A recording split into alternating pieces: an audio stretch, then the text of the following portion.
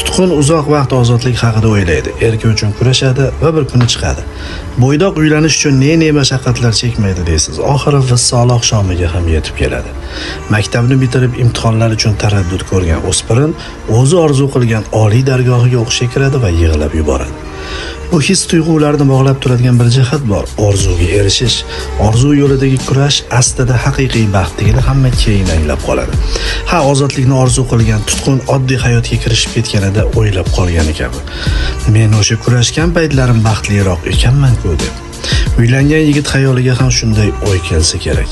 Universitet ostonasiga xatlab o'tgan talaba esa umuman imtihonga yotib olib tayyorgarlik ko'rgan damlarning oltinligini sezib qoladi. O'zbekiston termasi muxlislari ham shunaqa tushuniksiz holatda bugun. Ba'zi rivoyatlarga ko'ra 34 yil, ba'zilariga ko'ra 28 yil, yana ba'zilarda 113 yil deyilayotgan yo'l bosib o'tildi. Mundial qatnashchisi bo'ldik. Jahon chempionatiga chiqqan termaning birinchi o'yini bugun. Hozir muxlislar xotirasi ishlashni boshlasa, shu kungacha bosib o'tilgan yo'l, kurash, armon, yetmay qolgan bir ochko, bir gol ilinjida tonggacha bedor kechgan tunlar aslida rohat ekanligi ma'lum bo'ladi. Shu baxt yo'lidagi ajoyib kunlar ekan. Ozod bo'lgan Tutqun endi hayot uchun boshqalar kabi yashashni boshlaydi.